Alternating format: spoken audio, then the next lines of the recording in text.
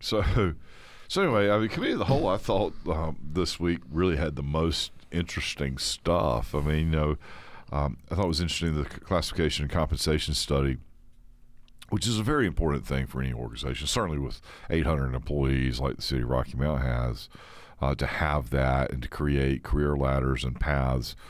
And I really appreciated Peter Varney going through the process and just saying, hey, look, we've got this study.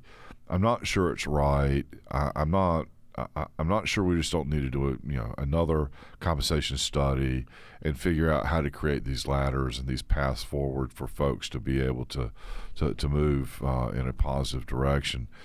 And that's kind of a big deal. I mean, nobody really wants to have that conversation. Yeah.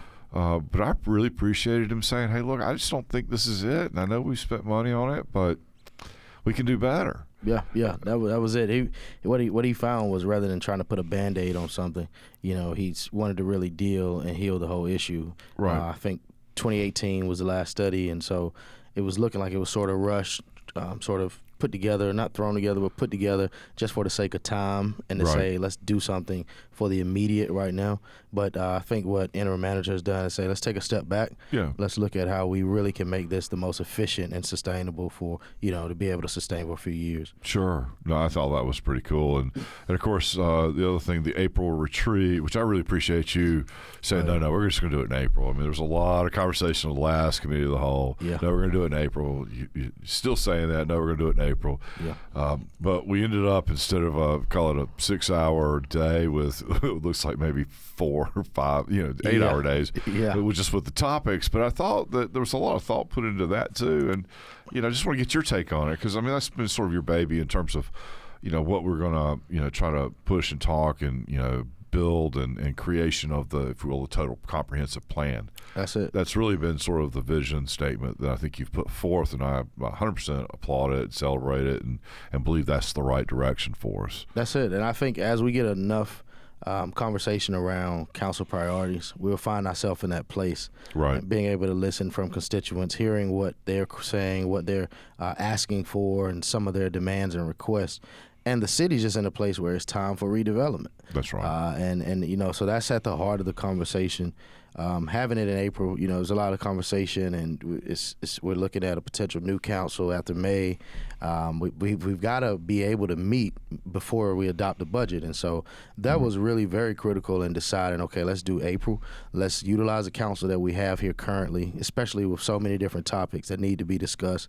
As a new council approaches, whatever changes we need to make moving forward, we always have the liberty to do that. Right. CIP always has the liberty to be able to change some of those top priority lists, but let's go ahead and get a centralized focus with the core that we have now to get that moving in the right direction. We've got a great interim manager. Let's go ahead and move the ball forward, and hopefully these 2 days, 2-day retreat at the event center will be very, very fruitful. Well, I'm looking forward to it. So just to refresh or give everybody sort of an update. I mean, we were talking about facility needs. Rocky Mount Judicial Center, the police department apparently has outgrown its space and needs more.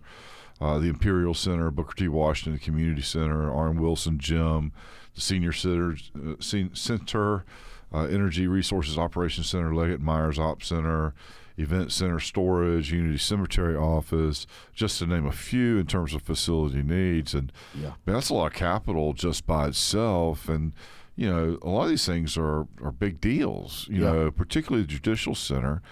And I think it's important maybe we talk about that a little bit. You've been in meetings with me as well as all members of council, and it's the general feeling of the judicial staff that we have here in Rocky Mount that our Judicial Center is just inadequate from a physical plant standpoint. Mm-hmm. It's been in service for 40 years or so.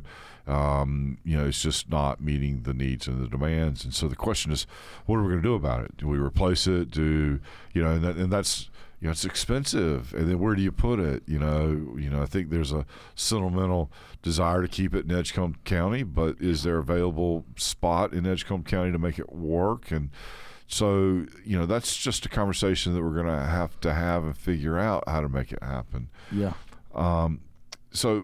But in that same context, when Ken Hunter came up and he was talking about the American Rescue Plan, we have roughly $11 million, 11 plus, and we've committed basically 1.4 or so for employees, which leaves us a balance of $10 million. So what came up in that conversation I thought was really interesting and I was really proud of and excited to see is that we didn't choose to just absorb that into the general fund, although we could have. Yeah. We chose to keep it as a separate balance.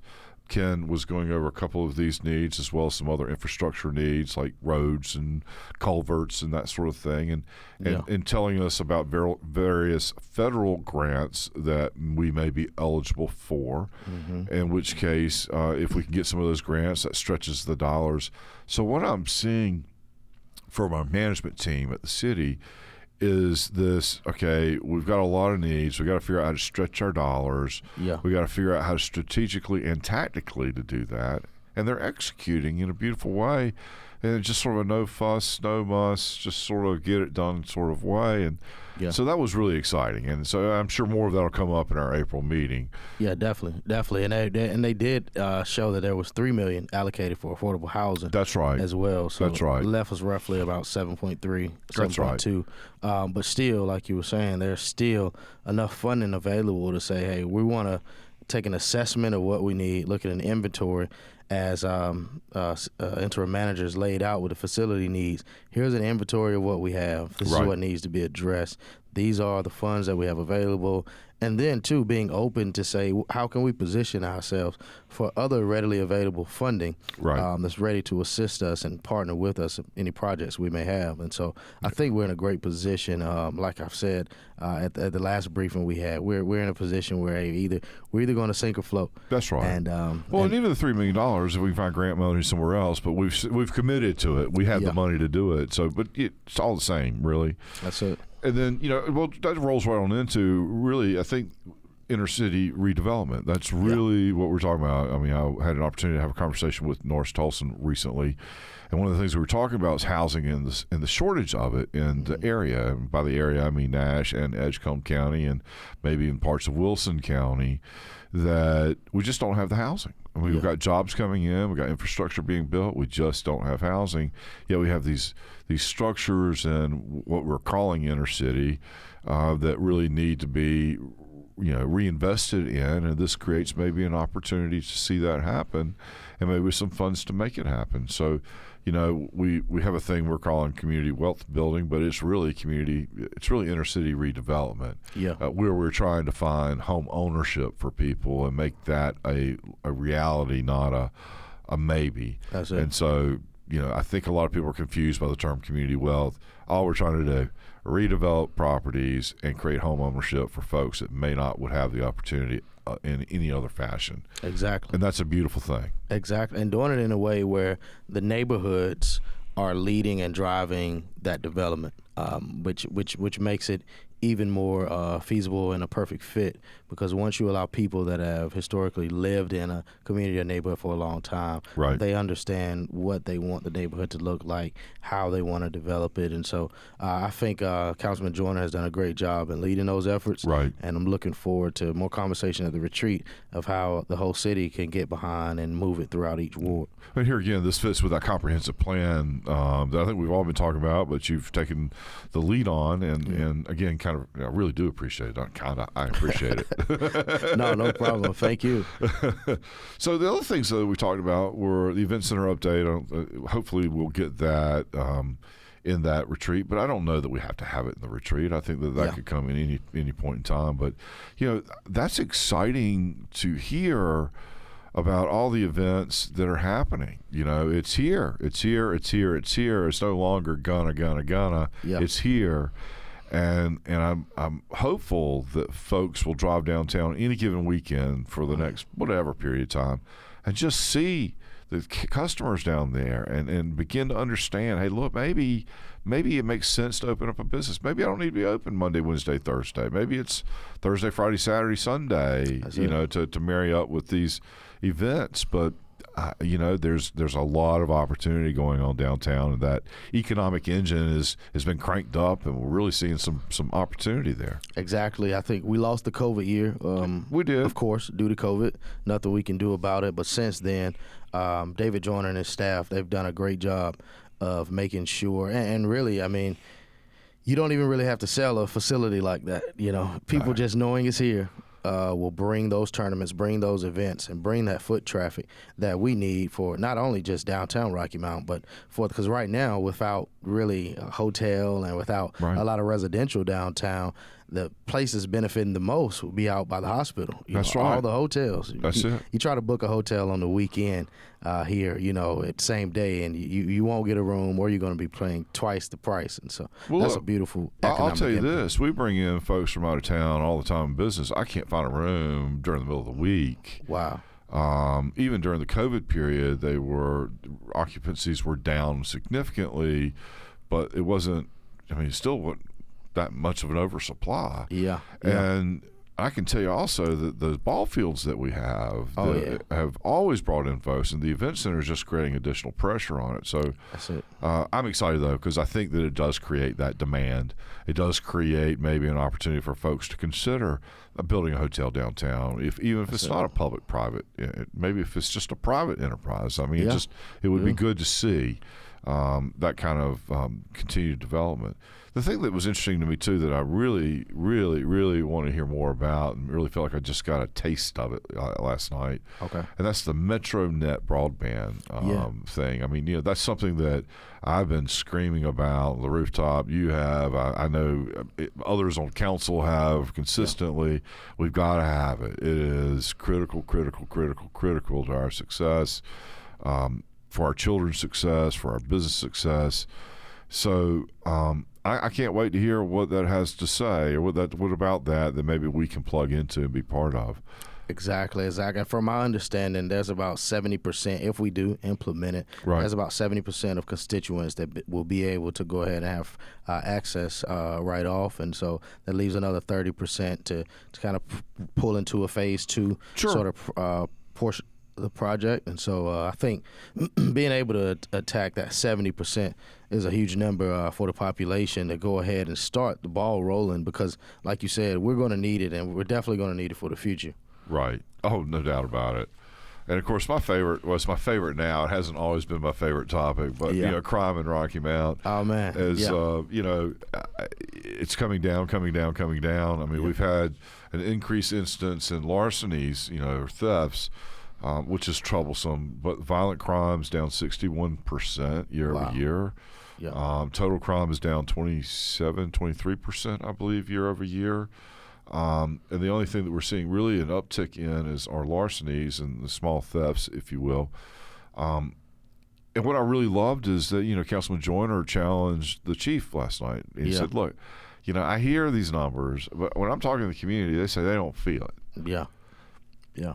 It's still too many. You're not going to feel like it, but the numbers are there. They're declining. That's a good thing. Yeah. I love the fact that we've taken a very open and position and just saying this is what we've done. We've made these arrests. This is what's going on. And as a result, I don't hear nearly the questions, innuendo, thoughts of corruption, those things just really seem to have gone away. Yeah. I don't know what you're hearing or what you're feeling, but that was something that I just love to see. Well, and you came in, that was your campaign. Right. I think a part of my campaign was partnering with local law enforcement and public safety. And so I think just overall as a city, we've done a great job. Hats off to our police chief and his staff. They're doing a great job.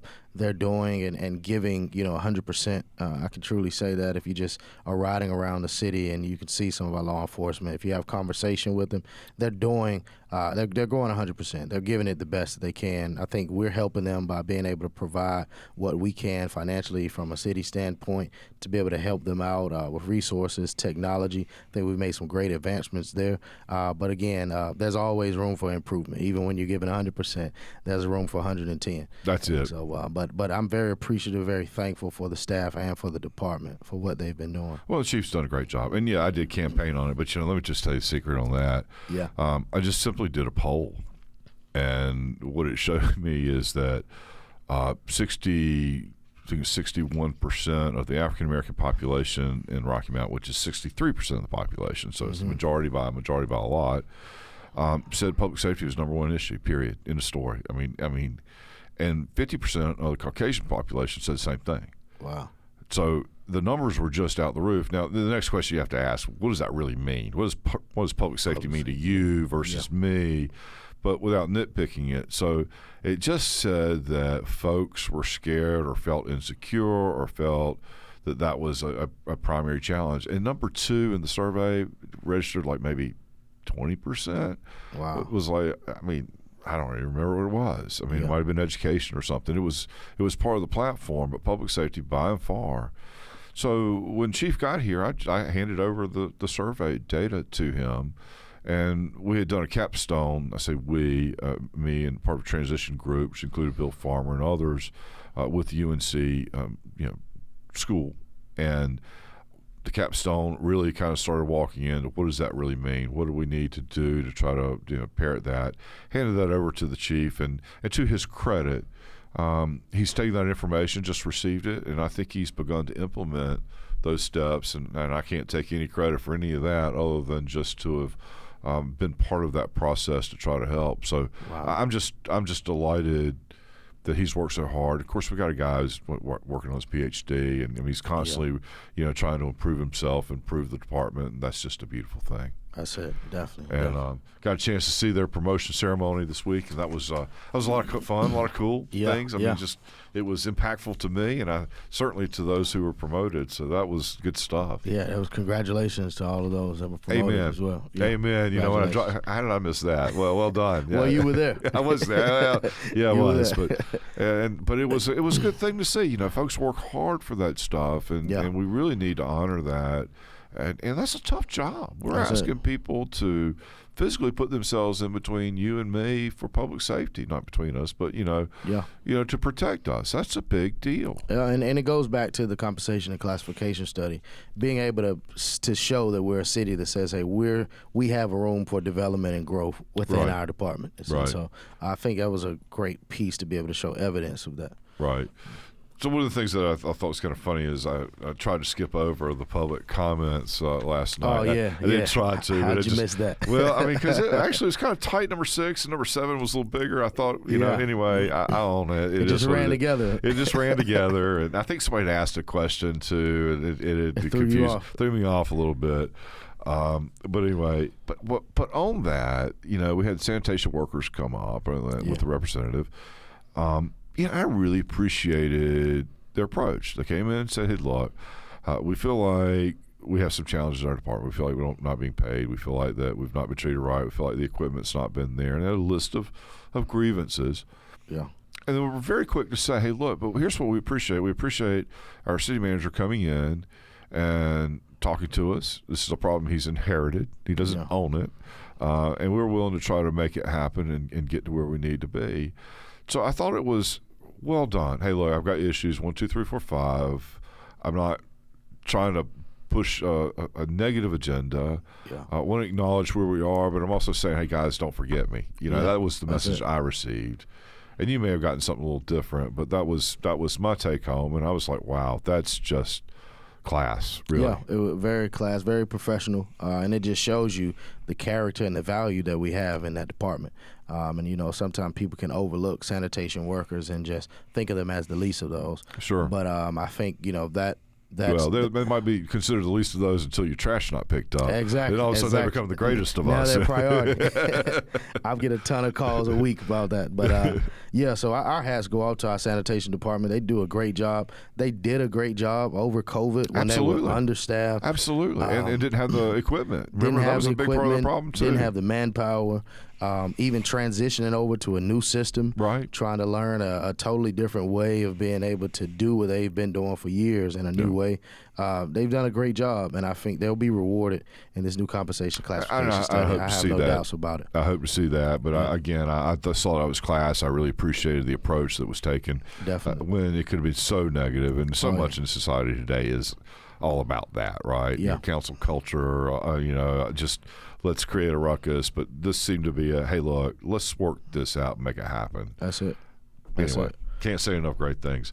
The other thing that I got to tell you was a very big surprise for me were really the public hearings associated with rezoning. Normally this is not much of a conversation topic. I mean, it's gone through the process. It's been recommended, and it's a yay or nay. And the first one was interesting. It didn't even get a motion or a second. It didn't get enough life to even be voted on. Yeah. As well as the third one. Of course, the second one was. But I think the message I was hearing last night is if you're in that place and you're trying to have plant property rezoned, it's beneficial to you to try to work with your neighbors or those that are surrounding you to figure out how everybody can get to the same place. And then I guess barring that, maybe you just have to go and ask for some sort of zoning and just try to make it happen or not. But that was just interesting to me. Did you get a different sense of that? I think it's the first time we've really seen a lot of public input. Most of the time, no one steps up, and it's just it's time to vote. We move on. So it showed also how strong public input is, and how we as council have to value that when it comes to that point. But I think we saw where we're going to have to maybe amend some policy to allow for a little more of that pre-zoning process, right, before it gets to the actual planning process and planning board. But I don't think there's anything that can't be worked out and can't be figured out. And so it was great to be able to have the public input last night. Well, my guess is it does get worked out. It's just at the end of the day, it's not going to be that big of a deal. But it was just an interesting side point for sure. Definitely. Anything else in the public comments that rose to your level of interest, or something that you thought was worthy of second mention? I think that was it. Everything else was pretty much some of the normals, right. And nothing really jumped out outside of that. And that was in public hearing, so nothing really jumped out in public comment. Other than that in public hearing. So the thing that I saw interesting last night was item number 12, which really relates to our IT systems and creation of firewalls and protection. And of course, we lived through a cyber attack, because Russia and Ukraine are at war. There's a lot of concern that there may be cyber attacks, both for municipalities as well as businesses and so on and so forth. Mm-hmm. So our CIO, Chief Technology Officer, CTO, came to us and said, hey, look, we want to add this. And then it came time for discussion. And of course, I've been, looped in that, hey, look, we'd rather not have a lot of discussion about this because it really does pertain to our safety as a city in terms of, from that cyber stalking. And so I brought that up, but a lot of people wanted to have a lot more conversation, which I think is incredibly appropriate. I mean, I'm not saying it's not. But what I found interesting, though, was that that's not something that qualified as a closed session topic. Yeah. And I was just surprised at that. Now, I don't know where the lines are. I'm going to go back and do a little bit of research on it this week, see if I have a better understanding of what qualifies and doesn't. Yeah. But that was interesting to me and a little frightening to me. We've got to figure out some way to accommodate that, I think, going forward. And, what the publics need to know, so that we're not hiding anything, but at the same time not telegraphing what we're trying to do for those who would try to do evil to us. Exactly. And I don't know if it because maybe it was already placed on the agenda that we couldn't take it into closed session. I really didn't know why it couldn't be. But that was very interesting to know something of such privacy couldn't be held in closed session. But right. I was thinking maybe it was because it was already on the agenda. Perhaps I was thinking that maybe it just didn't follow. It wasn't a attorney-client privilege because it was not involved in a lawsuit. It had nothing to do with an employee, which would be protected under HIPAA or many other potential laws. That's what I was assuming, but I want to research that this week. I'll know more about it by Friday for sure. But that was interesting to me, and something that, again, you got to figure out some practical application for that. The public does need to know we're spending public monies. I get it, but we don't need to be telegraphing what we're trying to accomplish. Exactly. Definitely to prevent what we had happen before. We don't want any of that. That was a scary sight. So the other thing I found interesting, and I'm going to make a little fun of us now, is that we upheld the policy that only one person can serve on one board or committee for the city at a time. Okay.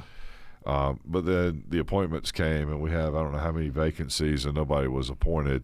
Yeah. So we need to do whatever we can do to encourage people, I think, to participate in these boards, or maybe consider just doing away with some of them. If we're not getting the interest, we're not getting the input, then perhaps they're not serving the purpose that maybe they were founded for. I'm throwing that. That's a little draconian, I know.